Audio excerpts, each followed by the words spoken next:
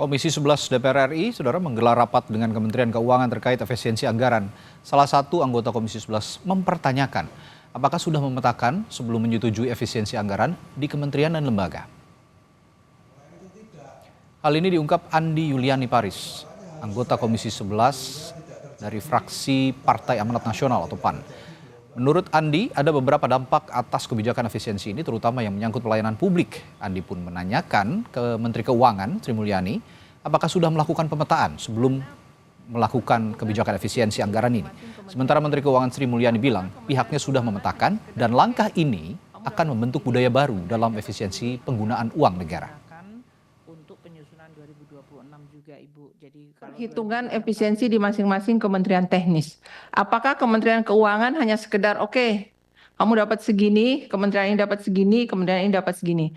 Ataukah ada hal-hal yang didiskusikan, memang betul terkait dengan Astagita, tapi ada berapa pelayanan publik yang dilakukan oleh kementerian, misalnya beasiswa atau PKH atau konversi gas nelayan dan petani, bantuan pasang baru listrik, listdes. Ini kan sebenarnya harusnya dihitung. Jadi bukan sekedar, saya nggak tahu apakah Kementerian Keuangan hanya, kementerian ini dapat sekian tanpa ada diskusi yang lebih detail. Kan untuk penyusunan 2026 juga Ibu. Jadi kalau 2026 kan belum kita mulai nyusunannya atau sedang dalam pemikiran sangat awal. Tapi memang yang sedang dilakukan saat ini diharapkan akan menciptakan sebuah budaya baru, penekanan kepada pelaksanaan tugas secara efisien, secara cepat, secara baik, pelayanan publik tidak dikorbankan. Dan tentu berbagai target-target tidak akan kita lakukan pengurangan. Ada jurnalis Kompas TV Malaika Kridaman di gedung DPR RI Senayan Jakarta yang akan mengelaborasi hasil pertemuan rapat dengan pendapat antara Komisi 11 DPR RI dengan Menteri Keuangan Sri Mulyani. Malaika, jadi bagaimana hasil dari rapat dengar pendapat Komisi 11 dengan Kementerian Keuangan sejauh ini?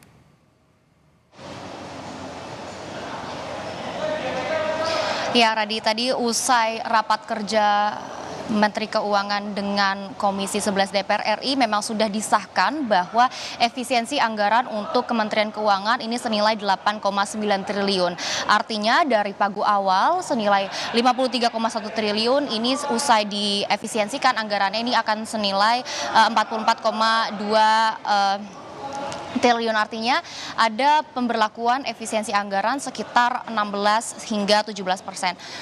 Benar, dan juga saudara, tadi Komisi 11 sempat juga sudah mempertanyakan bagaimana Kementerian Keuangan atau Kemenq ini melakukan mapping atau memilah-milih pos-pos mana saja baik dari lembaga terkait maupun kementerian untuk dilakukan efisiensi anggaran.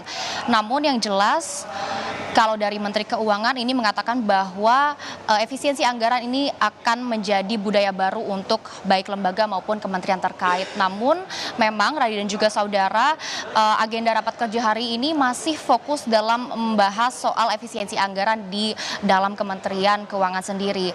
Barulah nanti selesai dilakukan rapat soal efisiensi anggaran di setiap kementerian, nanti DPR RI akan melakukan rapat kerja lanjutan untuk membahas efisiensi anggaran di seluruh kementerian. Yang uniknya untuk efisiensi anggaran di Kementerian Keuangan, Menteri Keuangan Sri Mulyani tadi sempat menegaskan beberapa poin termasuk dari efisiensi yang dilakukan ini hanya untuk belanja operasional dan non operasional. Artinya mulai dari belanja perkantoran, lalu juga soal pengadaan alat dan soal perjalanan dinas. Dan Menteri Keuangan juga menegaskan bahwa Kementerian Keuangan tidak akan memangkas alokasi anggaran untuk belanja pegawai dan juga bantuan sosial. Ini juga yang menjadi salah satu perhatian khusus dari masyarakat, apakah nanti akan ada pegawai-pegawai yang terkena imbas akibat efisiensi anggaran, dan ini ditekankan oleh Kementerian Keuangan, khususnya Menteri Keuangan Sri Mulyani, bahwa tidak akan ada efisiensi yang berdampak pada pegawai. Untuk rincian anggaran yang dipangkas ini juga ada beberapa poin yang menarik, Radi dan juga saudara. Untuk kebijakan fiskal dari angka 59,1 miliar ini diefisiensikan sekitar 47,3 miliar rupiah. Artinya ini cukup besar yang diefisiensikan, dan setelah ataupun usai diefisiensikan, angka anggaran untuk kebijakan fiskal ini hanya sebesar 11,8 miliar rupiah.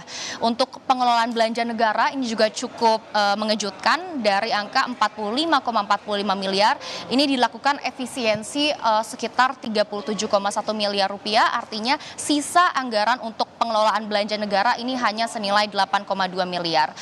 Untuk efisiensi belanja birokrasi ini juga cukup menjadi perhatian, karena honor kegiatan atau jasa profesi ini dari anggaran sekitar 170,9 miliar ini diefisiensikan jadi hanya senilai 58 miliar rupiah.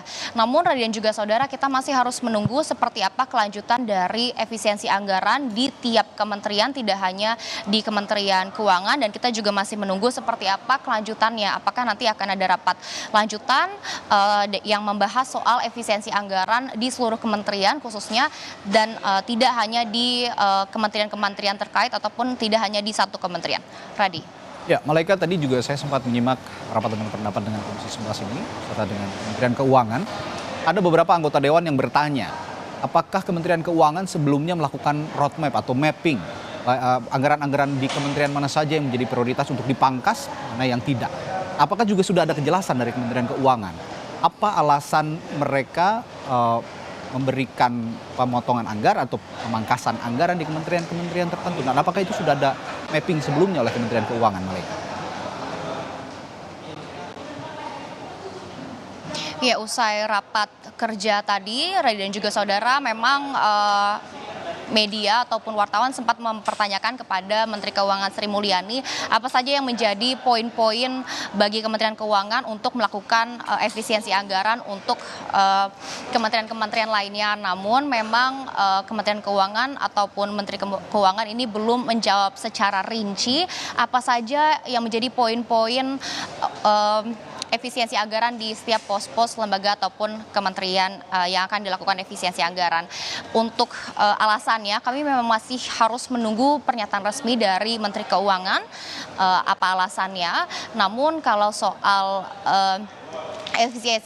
efisiensi di setiap lembaga ataupun kementerian, Menteri Keuangan sudah menegaskan ini akan menjadi budaya baru. Artinya memang efisiensi anggaran ini masih terus dicoba dan juga masih terus dipantau oleh Kementerian Keuangan, dan juga dilihat apakah efisiensi keuangan ini atau efisiensi anggaran ini berhasil dan apakah efisiensi anggaran ini setelah diberlakukan tidak akan berdampak begitu ya oleh layanan publik atau berdampak kepada masyarakat, khususnya para pegawai-pegawai di kementerian ataupun lembaga terkait. Radi. Ya, itu yang jadi catatan penting juga dari para anggota DPR di Komisi 11 DPR RI tadi. Jika memang ada efisiensi harus tidak berdampak pada pelayanan publik, terutama di sektor kesehatan, pendidikan, dan juga jaring pengaman sosial yang langsung bersentuhan dengan masyarakat. Terima kasih Malaika Kridaman melaporkan langsung dari Gedung DPR RI Senayan, Jakarta.